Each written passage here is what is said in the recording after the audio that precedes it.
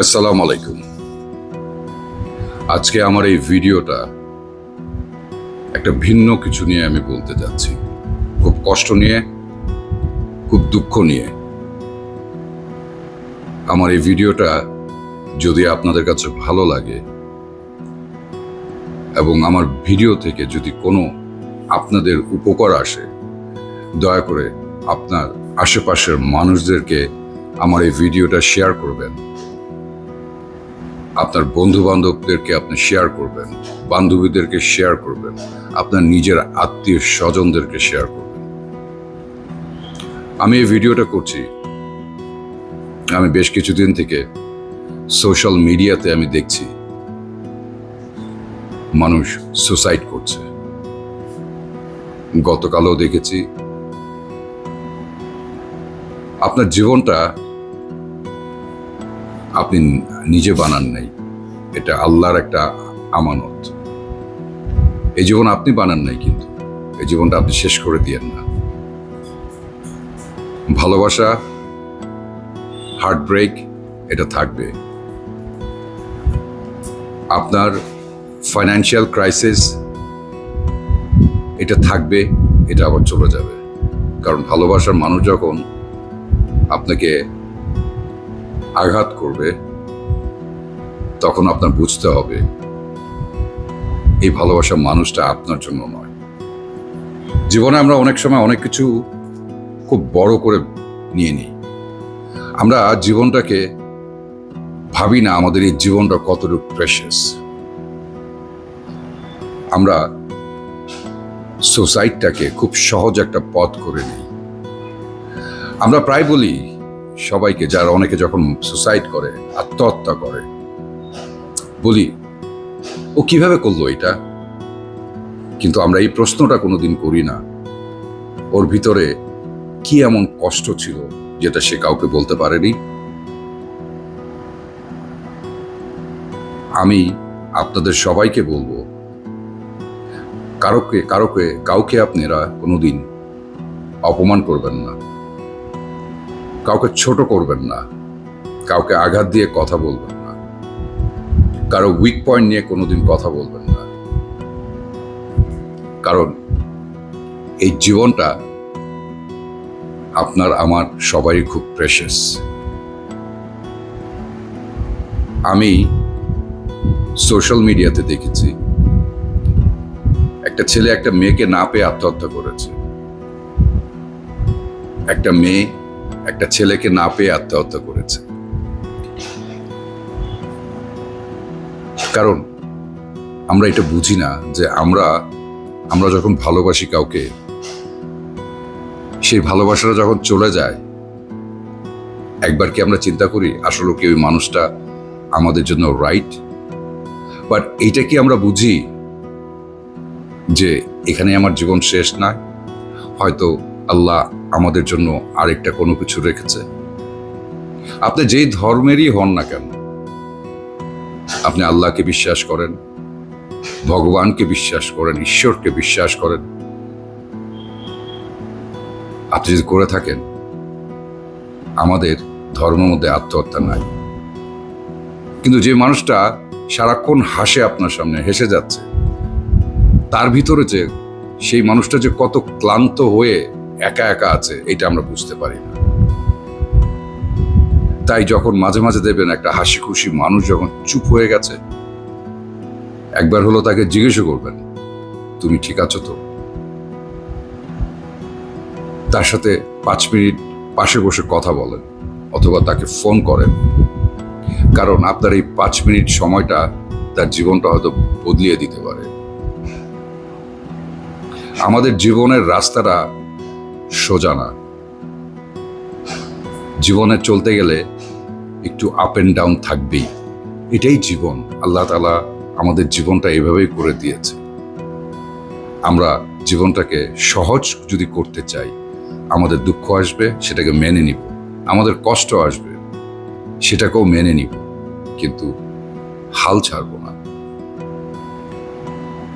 আপনারা যারা আছেন, যারা ভালোবাসেন, যারা ভালোবাসায় কষ্ট পাচ্ছেন, যারা ব্যবসা লস করে কষ্ট পাচ্ছেন, যারা ফাইন্যান্সিয়ালের জন্য ক্রাইসিসে কষ্ট পাচ্ছেন, যাদের চাকরি চলে গেছে কষ্ট পাচ্ছেন, পরিবারকে নিয়ে কষ্ট পাচ্ছেন, একটা কথা মনে রাখবেন, দিন যখন আসে রাত আসে, আবার কালো রাত কিন্তু আবার শেষ হয়ে দিন আসে। হাল ছাড়বেন না, কারণ আপনার জীবনের গল্পটা কিন্তু এখনো শেষ হয়নি। আমি এই ভিডিওটা এই জন্য করছি, আমি কয়েকজনকে দেখেছি সোশ্যাল মিডিয়াতে, ভেরি ইয়াং ম্যান, ওয়েমেন, দে কিলড দেমসেলফ, সুসাইড করেছে, আত্মহত্যা করেছে। আপনার যদি খুব বেশি কষ্ট লাগে, আপনি কাঁদেন, চিৎকার করে কাঁদেন, একা একা কাঁদেন, কাউকে ফোন দেন বা কোনো হেল্পলাইনে ফোন দেন। আপনার জীবনটা খুব প্রেশাস, এই জীবনটা খুব বেশি প্রেশাস। আমাদের এই জীবনটা যদি আল্লাহ তাআলা বলতো যে আমরা কোনোদিন মারা যাব না, তাহলে এই দুনিয়ার প্রতি আমাদের মায়া থাকতো না, এই দুনিয়াকে এত ভালোবাসতাম না। আমাদের জীবন খুব শর্ট জীবন, তাই আমরা এই পৃথিবী ছেড়ে যেতে চাই না।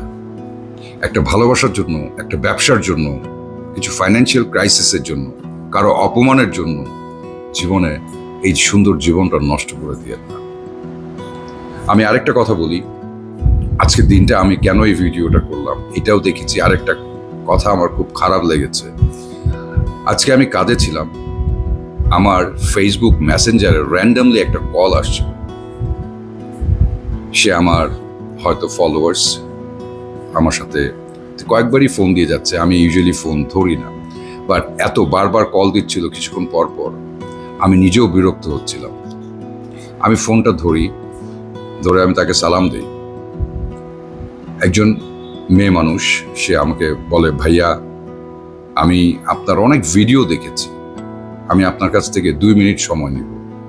আপনার অনেক ভিডিও আমার ভালো লাগে, আপনি বেশ কিছু মোটিভেশন কথা বলেছেন, আপনাকে কেন জানি আমার ট্রাস্ট করার মতো একটা জায়গা পেয়েছি, আমার কাছে মনে হয়। সে বলছিল আমাকে, তখন আমি বলছিলাম যে আপনার এটা কি খুব জরুরি, কারণ আমি একটা কাজে আছি। বলছে কি, যদি আপনি ব্যস্ত থাকেন ঠিক আছে, কিন্তু আমার বলার একটা কথা ছিল, আমি কাউকে সেটা শেয়ার করতে পারছি না।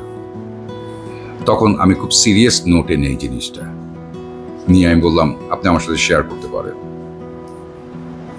তখন বললো, ভাইয়া আপনি কিছু মনে করবেন না, আপনার এই মূল্যবান সময়টা নিচ্ছি।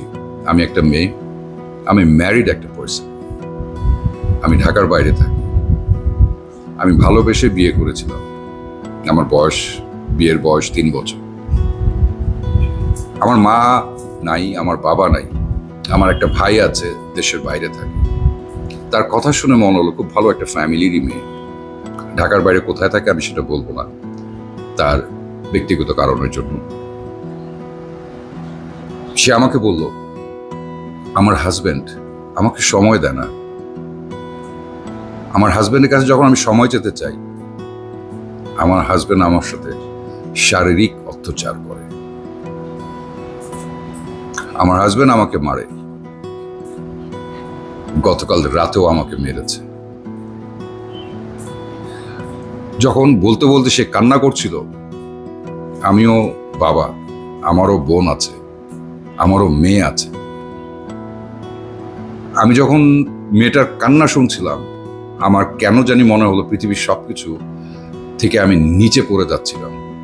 I feel so bad. আমি হয়তো আপনাকে ভিডিওতে বুঝিয়ে বলতে পারবো না, বাট তার কথাগুলো, তার কান্নাগুলো আমরা কি একবারও বুঝি না? সেও তো কারো মেয়ে, তার বাবা মা অনেক কষ্ট করে তাকে বড় করেছে আদর দিয়ে, এবং আপনার হাতে উঠিয়ে দিয়ে গেছে একটা হাজবেন্ড হিসেবে, যে নাকি পুরো ভবিষ্যৎ, যার ভবিষ্যৎ আপনার কাছে দিয়ে গেছে, এই মেয়েটার ভবিষ্যৎ। আপনি যখন একটা মেয়ে মানুষের গায়ে হাত দিবেন, আপনি কোনো পুরুষ হয়ে যেতে পারবেন না, আপনি একটা ব্যর্থ একটা ছেলে মানুষ হয়ে থাকবেন। আপনি যদি ভালো না বাসেন, আপনার যদি ভালো না লাগে, চেষ্টা করেন বিবাহটা, ম্যারেজটাকে ঠিক করার জন্য। আর যদি পছন্দ না হয়, একদমই পরিবারকে বসে কথা বলেন। তারপরও যদি না হয়, ছেড়ে দেন। ডিভোর্স বলে একটা অপশন আছে। তার দয়া করে কোনো পুরুষ মানুষ মেয়েদের গায়ে হাত দিয়েন না। সেটা আপনার স্ত্রী হোক, আপনার গার্লফ্রেন্ড হোক, এটা করবেন না। কারণ একটা মেয়ে অনেক অসহায় হয়ে থাকে একটা ছেলের কাছে যখন আসে। বাবা মা ভাই বোন ছেড়ে একটা ছেলের কাছে যখন আসে, ওই ছেলের দায়িত্ব ওই মেয়ের জীবনের সবকিছু দেখার, সবকিছু বোঝার, এবং সবকিছু নিয়ে সেই ছেলের ভাবা উচিত যে একটা মেয়ে আমার সাথে থাকার জন্য তার পৃথিবীর সব ত্যাগ করে আমার কাছে এসেছে। শুধু একটু ভালোবাসা আর জীবনের একটা সিকিউরিটি, ভালো একটা জীবন, সুন্দর একটা স্বপ্ন, সুন্দর একটা সংসার। আমার কাছে যখন মেয়েটা বলছিল বিলিভ ইউ মি, আমার ইচ্ছা হচ্ছিল যে আমি ওই মেয়ের হাজবেন্ডের কাছে যাই, যে আমি নিজেই তাকে কিছুক্ষণ বুঝাই যে ভাই, আপনারও তো কোনোদিন মেয়ে হবে, আপনারও তো বোন আছে,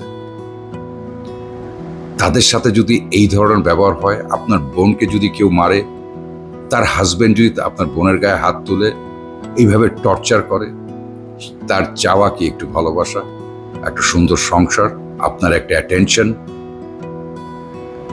আমার এই ভিডিও দেখে কেউ আপনারা তাদেরকে নিয়ে বাজে কথা বলবেন না, প্লিজ। কোনো কমেন্টস দিবেন না, এটা আমার হাম্বল রিকোয়েস্ট আপনাদের কাছে। আমি শুধু আমি এতটুকু করবেন আমার জন্য এবং সবার জন্য। আপনি সোশ্যাল মিডিয়া মানে হলো সোশ্যালিজম করি আমরা ভালো কিছু করার জন্য। আমার এই ভিডিওটা শেয়ার করে দিবেন দরকার হলে। আপনি যদি এতটুকু করেন, এইটাই সবার জন্য উপকার হবে। কারণ একটা পরিবারে কত কিছু হচ্ছে। এই মেয়েটা যখন আমাকে বলছিল যে ভাইয়া আপনি আমাকে বলেন আমি কি করব, আমার কোনো অ্যান্সার ছিল না। আমি বলছিলাম যে আপু, I really don't know what to say, but এতটুকু আপনাকে বলবো যে ধৈর্য ধরতে পারে, আল্লাহ তাকে সবসময় অ্যাওয়ার্ড দেয়, রিওয়ার্ড দেয়। ধৈর্য ধরেন, চুপ থাকেন। তারও হয়তো মাথা গরম আছে, সেও হয়তো কোনো স্ট্রেসে আছে। তার সাথে কথা বলুন, যখন সে মাথা ঠান্ডা হবে শেয়ার করুন, ঠিক হয়ে যাবে। আমি জানি না আমি কেন সে আমাকে বেছে নিয়েছে আমাকে আমার কাছে কমপ্লেন করার জন্য, বাট আমি নিজেই খুব অসহায় হয়ে গেছি তার এই কথা শুনে।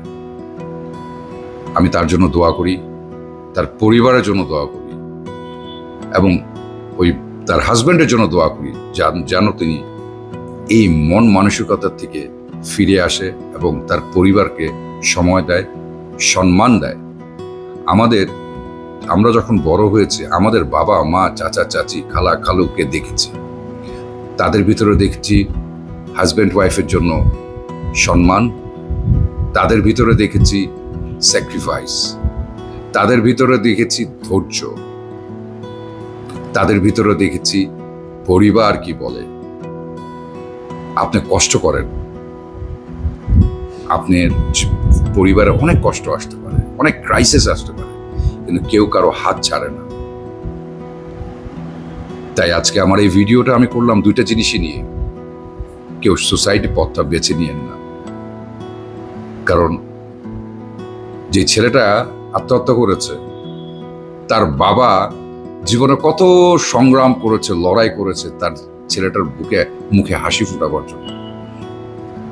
তার মা কত আদর করে বড় করেছে, আর সেই মাই যদি না জানে যে তার ছেলে বা তার মেয়ের ভিতরে এত কষ্ট, তাহলে তার মাটার কি অবস্থা হবে, তার বাবার কি অবস্থা হবে? একবার কি আপনারা চিন্তা করেছেন? বাস্তব জীবন অনেক কঠিন। প্রত্যেকটা দিন চ্যালেঞ্জিং দিন, প্রত্যেকটা দিন চ্যালেঞ্জ। পড়াশোনা চ্যালেঞ্জ, চাকরি চ্যালেঞ্জ, ব্যবসা চ্যালেঞ্জ, ভালোবাসা চ্যালেঞ্জ, সংসার চ্যালেঞ্জ, বাচ্চা বড় করা চ্যালেঞ্জ। এই চ্যালেঞ্জকে যখন আপনি হ্যান্ডেল করতে পারবেন, এই চ্যালেঞ্জকে যখন অতিক্রম করতে পারবেন, সেই হয় উইনার।